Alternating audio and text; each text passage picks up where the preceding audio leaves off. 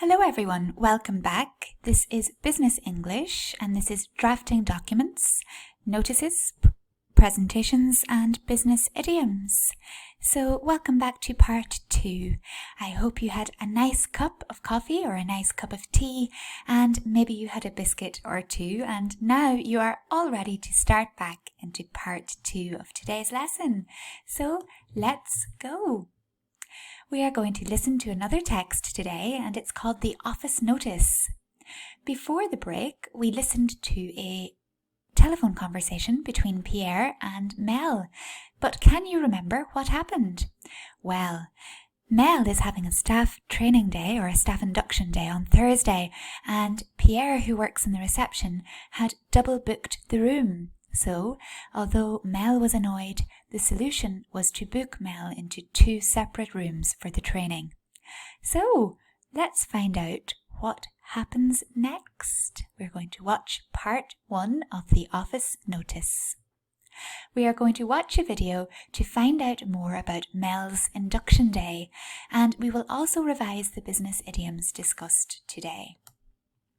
So, watch the video and write down any business idioms that you can hear in the video.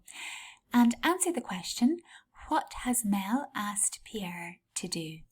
So watch the video, write down any business idioms that you hear, and answer the question, what has Mel asked Pierre to do?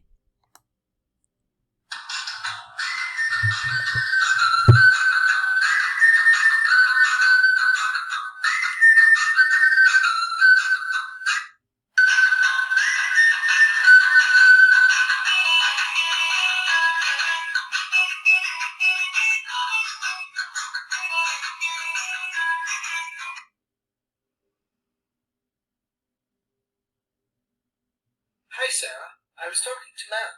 Mel? Mel, Human Resources. Oh, yes. We double booked her room for the staff induction day. I think that she was lying. She has given us the green light to split her training day across 2 rooms. Oh, yes, that's a secret, Matt. Do you need me to keep the rest of our reception staff in the loop about it? Yes, please. Organising our conference rooms this week has been an uphill battle. The renovations going on. Well, we are on the same page on that one, especially with the CEO organising that last-minute finance meeting. The final costs of the renovation budget is still up in the air.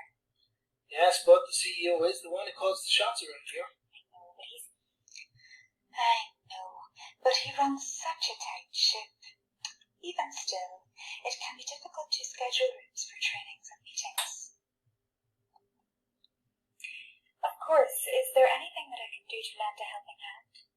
Mel has asked us to inform the inductees of the room change. She was worried that although she would send them an email, I might see it before Thursday. Would it be possible for you to write a notice? Okay, so guys, you can play this part of the video back again if you want to watch the video again. And to listen to the business idioms. But let's move on. And let's find the answers. So, business idioms transcript. Read the transcript of the dialogue to check your answers. And did you find all of the business idioms? Now, the transcript is attached to this lesson on our Shobi account, so you can download that and read it while you are listening to the video again if you want, and you can check for the idioms. There are quite a lot of business idioms in this section, and they are all of the idioms that we used in the previous part of this lesson. So I hope that you can find them all. Okay, and to answer the question, what has Mel asked Pierre to do? Well, Mel has asked Pierre to place a notice in the reception area before the induction on Thursday.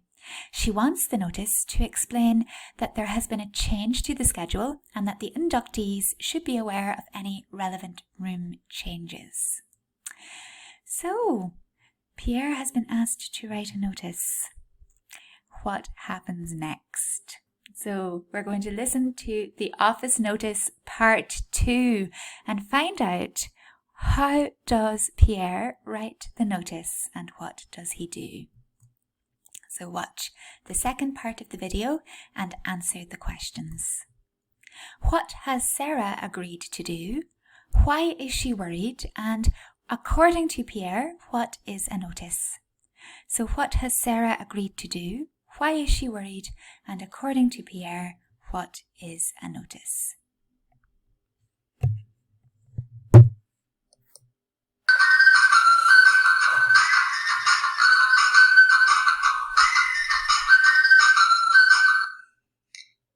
course, that is no problem at all.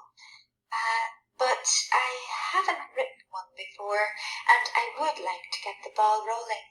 So if you don't mind, what exactly is a notice? No worries. In a nutshell, a notice is a short piece of writing, which is usually formal in style. It is used to announce events or changes to events. Yes, thank you very, very much. Also, do you know if there is a specific layout that I should use? Yes, there is. The name of the organisation issuing the notice, the title Notice, a heading to introduce the subject of the notice, the date, the body of the notice, the writer's signature, name and designation. Oh, wonderful. Thank you very much. Okay, so you can play the video back if you want to play it back. And these are the questions. What has Sarah agreed to do?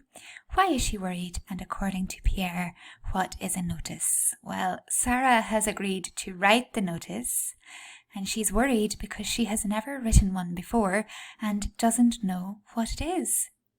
And according to Pierre, what is a notice? Well, let's have a look. What is a notice?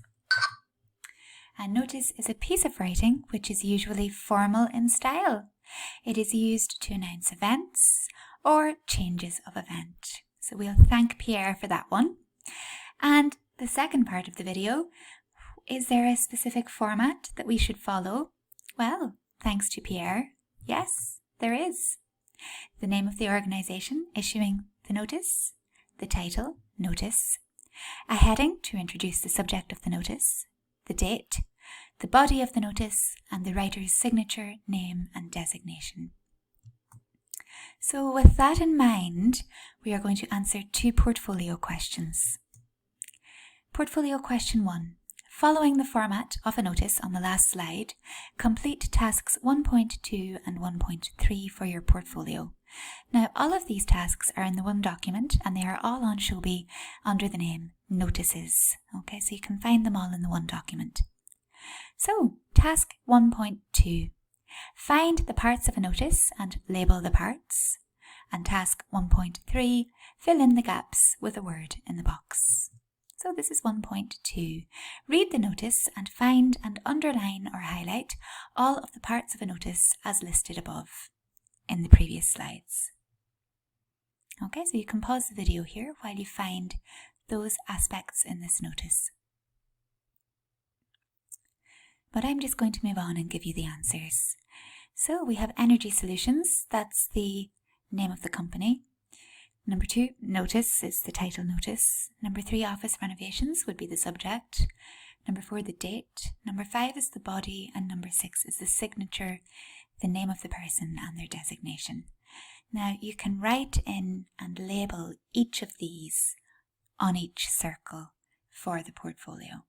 Okay, so you can now go back, you can pause this, you can now go back and you can write in each heading beside each circle. Okay, so that's task 1.2. Now let's have a look at the next task.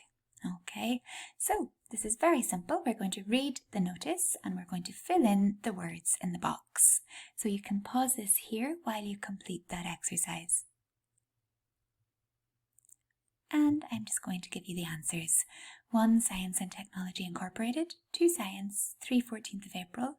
4, June. 5, Meeting. 6, 10 a.m. and 7, Contributions. Okay guys, so now that we've done some portfolio work, we are going to listen to the third part of the office notice. Watch the third part of the video and listen to Pierre and Sarah's tips. Listen to Pierre and Sarah's tips and fill in the answers on the portfolio worksheet, task 1.1. Now, this is task 1.1. So if you want, on a sheet of paper, you can write A, B, C, D, E, F, G, H, I, J, K, and L, and then you can listen to the video for the answers. Okay, and you can also pause the video here and you can fill them in manually if you want, but Pierre and Sarah are about to give you the answers, so let's listen. Is there anything else that I need to know? When I am writing my notice, I want it to be plain sailing. Are there any tips that I could follow? Your notice should give complete information and must be written in a clear and lucid style. A notice is a formal means of communication. The purpose of a notice is to announce or display information to a specific group of people. Notices are generally meant to be pinned up on specific display boards. Notices issued by the government appear in newspapers. A well-written notice must inform the readers about the 5 W's. What is going to happen? Where will it take place? When will it take place? Who is the notice for? Who is the notice from? And why is the notice being displayed? The word limit for a notice is 40 to 50 words. Only the words in the body of the notice are counted. Information given in a notice must be clear and should not cause any misunderstanding or confusion. My notice must be catchy and appealing. It should attract the reader's attention at once. Increase the visual appeal of your notice by using bold letters, catchy slogans, striking words and phrases, etc. Standard abbreviations are allowed. The notice should be presented within a box. Oh, thanks so much for your help, Pierre. I'll get the ball rolling on this and I'll touch base with you later. That's wonderful. Thank you, Sarah. I'll phone Mel to let her know the notice is being composed. Great, thanks a million. See you later. Bye.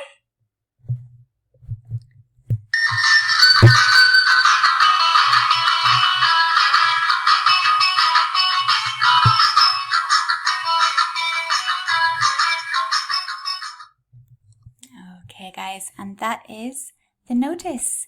So you can listen again or you can fill in the words here and you can pause the video while you do that.